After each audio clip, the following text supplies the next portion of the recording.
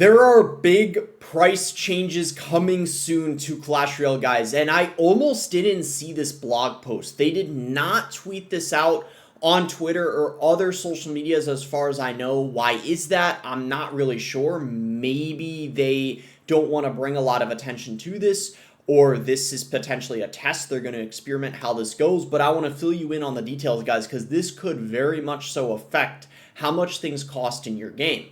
Other countries, it probably will be more so than others. In the United States, where I live, and I know a good amount of you guys watch from the United States, I don't know if it'll affect prices in the United States. I'm not sure. They didn't specify. But let's get into what they posted, and I'll also show you guys how it affected Clash of Clans and also other Supercell games, because as far as I know, they did it before they did it in Clash Royale. So let's get into it. Basically, guys, September 29th, they said introducing regional pricing to Clash Royale. At Supercell, we've been working to give players a more equitable experience of our games, no matter where they are in the world. After receiving such positive feedback from the rollout of global pricing in Clash of Clans and other Supercell games, we've decided to introduce it to Clash Royale. We realized the term global pricing was a bit confusing, so we decided to call it regional pricing moving forward to better describe what it is. What is regional pricing? Regional pricing adjusts the price of in-game purchases to align more closely with the local cost of goods and services in players' countries. If you notice different in-game prices than your friend who plays in another country, this means we've begun regional pricing in their region.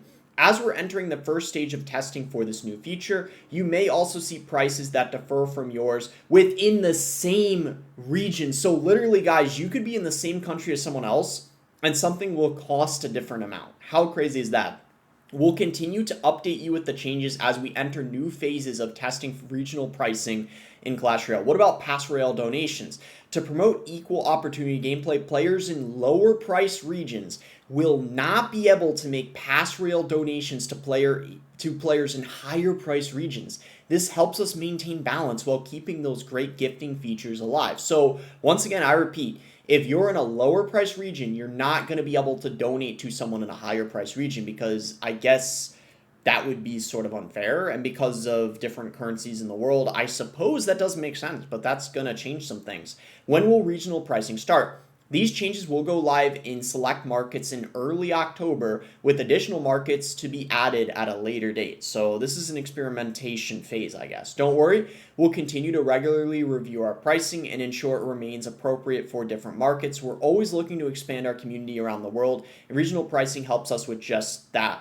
So unless I'm missing something, I do think this overall does benefit players, and likely players in countries where the currency is different, or maybe countries that are considered, you could say, poorer. My thought process is what they're trying to do is countries where they see players aren't buying the Pass Royale very often, they're maybe going to lower the price in those countries that have certain currencies to allow them to have access to the Pass Royale easier. So I guess it's a win-win for those countries and also Supercell. That's my guess of what's happening here. So I'm going to show you guys an example here. This has been kind of the case for many years, where it was obvious some countries have different costs for items. You can see in my country, Singapore, the new pass costs $8.98 and $16.98 respectively. Welcome to Clashflation. And you know, this I'm showing you guys because the Gold and Diamond Pass, as you guys know, among different currencies, it's going to be different no matter the country. Like, for example, this is going to be a different cost in Australia and a different cost in the United States. You can see here $17.99 here in Australia. So this is kind of common knowledge. But some potential issues we could run into here, you can see this happened in Clash of Clans, Gold Pass regional pricing. Were you one of the lucky people selected for regional pricing offers? Drop a message below with your old and new price so we can be jealous of you. And as you can see, someone from India here showed kind of what he was talking about. I guess this is the Clash of Clans, where as you can see for, you know, the event pass and the gold pass, you know, it's basically a discounted price. Well, where could this potentially run into some issues? Well, apparently people are trying to do VPN purchase methods where they're trying to do the VPN to change the store, so that way you're in a nation or a country where it's essentially cheaper, because the equivalent would be cheaper than if it were the country you're originally in. And this is what they're saying, wouldn't they ban you if you're not in Indonesia? So I don't know, this is where things get really interesting, and this is where it could end up backfiring, this potential change. And they certainly do. I will tell you, even though Clash Royale literally, and this is September, by the way, we're in October now, they're literally outperforming every single Supercell game. You can see $74 million. It's more than all the other games combined. Clash of Clans, 24 million, Brawl Stars, 22 million, Heyday, 13 million, Boom Beach, 1 million, Moko, 400,000, and Squad Busters. Whew, they might as well shut this game down at this point. I'm going to be completely real. I don't know if there's any saving it. But yeah, I mean, even though Clash Royale is absolutely dominating, it really goes to show they're always trying to increase their revenue more. Am I right? I mean, it's pretty common knowledge. This obviously they're doing this to try to earn them more money. We can just only hope that it's going to benefit nations that don't buy the Pass Royale and other in-app purchases as often. So I guess we'll see how things play out. It'll be pretty interesting.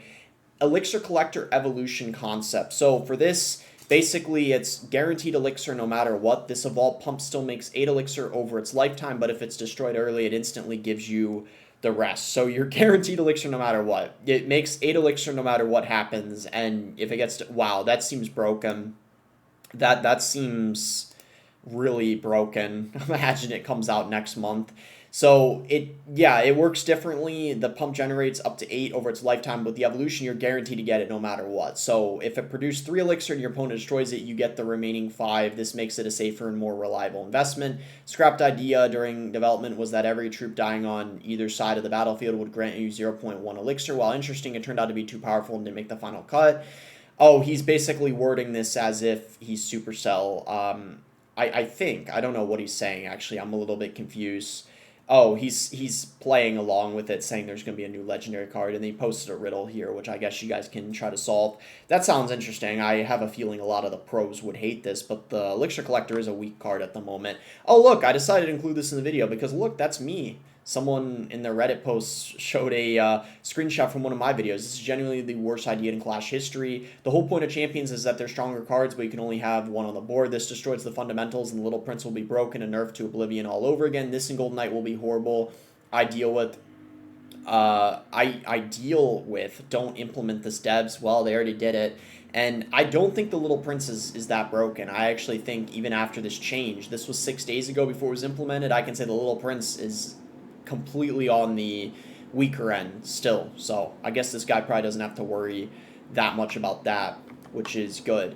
What? Why? This was a random nerf, I'm not going to lie. The Evo Gob Cage no longer can grab the Mega Knight while he's jumping. I'm not going to lie, this is a really big nerf to the Evolved Goblin Cage, especially people running it in mid-ladder, because Evo Mega Knight is... and Mega Knight, for that matter, are everywhere on mid-ladder. So the Evo Gob Cage is going to be even worse because they're already nerfing the extra health it has in the upcoming balance change. So alongside this, yeah, I think it goes without saying the Evo Cage is definitely going to need a buff. That's pretty obvious. And I don't know, I guess this does logically make sense, but it's just another nerf to the Evo Cage, basically. So give it a buff, I'd say. Give it a buff.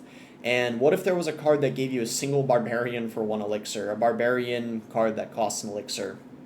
I mean, I don't know, guys. I think we got enough Barbarian-based cards at this point. We got the Barbarian Hut, which is 6 elixir spawns Barbarians. We got the 5 elixir Barbarians. We got the Barbarian Barrel, which is 2 elixir, by the way, that spawns a Barbarian. And now he's just saying, like, okay, a Barbarian card that costs 1 elixir. It's like, okay, I think we got enough Barbarians at this point. Let's focus on the Barbarian cards that are already in the game, like the Barb Putt, maybe giving that an evolution or a rework, right? I actually have to say, even though this sounds fun, I think there's bigger priorities in the game. That would be such a funny meme, though, if they just added in a Barbarian and they just called it the Barbarian and it's just 1 Barbarian for 1 elixir. Imagine, guys. But anyways, that's going to be it for this yapping session. If you guys enjoyed the video, be sure to give it a like and subscribe. You can use creator code BOSS to support me in any Supercell game, and let me know in the comments below what you guys think about everything I talked about in this video.